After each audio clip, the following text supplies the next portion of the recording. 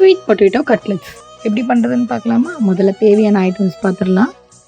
Onions, வெங்காயம், சக்கரவள்ளி கிழங்கு, ஸ்வீட் பொட்டேட்டோ. இதுக்கு பதிலாக நீங்கள் பொட்டேட்டோ கூட யூஸ் பண்ணிக்கலாம். நெக்ஸ்ட்டு பச்சை மிளகாய்,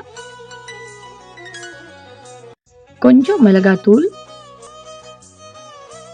தேவையான அளவு உப்பு, எக்ஸ் நம்ம டிப் பண்ணுறதுக்காக, அந்த மசாலா நல்லா கோட் ஆகிறதுக்காக, நெக்ஸ்ட்டு கார்ன்ஃப்ளவர், நெக்ஸ்ட் இது வந்து கோதுமை மாவு. இதுக்கு பதிலாக மைதா மாவும் ஆட் பண்ணிக்கலாம். நெக்ஸ்ட் பிரெட் கிரம்ஸ், ஆயில் எவ்வளோ தேவையோ அந்த அளவுக்கு ஆயில். இப்போ எப்படி நம்ம இதை செய்கிறதுன்னு பார்க்கலாம். முதல்ல சக்கரவள்ளி கிழங்கை நல்லா தண்ணியில் போட்டு வேக வச்சுக்கணும். அதுக்கப்புறம் ஆனியன்ஸை நல்லா பொடியாக கட் பண்ணி எடுத்துக்கோங்க.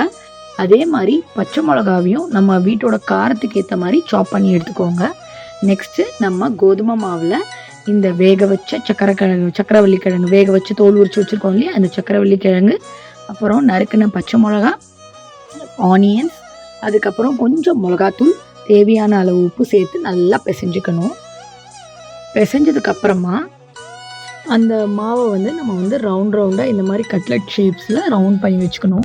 பண்ணி வச்சுருக்க கட்லெட்ஸை நம்ம வந்து எய்தர் எக்கு இல்லைனா வந்து கார்ன்ஃப்ளவர் மிக்ஸில் வந்து நம்ம வந்து டிப் பண்ணி எடுத்துக்கணும். இந்த கட்லெட்ஸை வந்து நம்ம ஒரு வாட்டி வந்து நம்ம ரெடி பண்ணி வச்சுக்க பிரெட் க்ரம்ஸில் டிப் பண்ணிவிட்டு தோசை தவாவில் போட்டு கொஞ்சம் ஆயில் விட்டு 2 பக்கமும் நல்லா வேக விட்டு எடுத்தோம்னா நம்மளோட ஸ்வீட் பொட்டேட்டோ கட்லெட்ஸ் ரெடி. இதை நம்ம டீப் ஃப்ரையும் பண்ணலாம். நம்ம கூட டொமேட்டோ சாஸ் வச்சு இந்த மாதிரி சர்வ் பண்ணோம்னா ரொம்ப சூப்பராக இருக்கும். ரொம்ப ஹெல்த்தியும் கூட. செஞ்சு பாருங்கள்.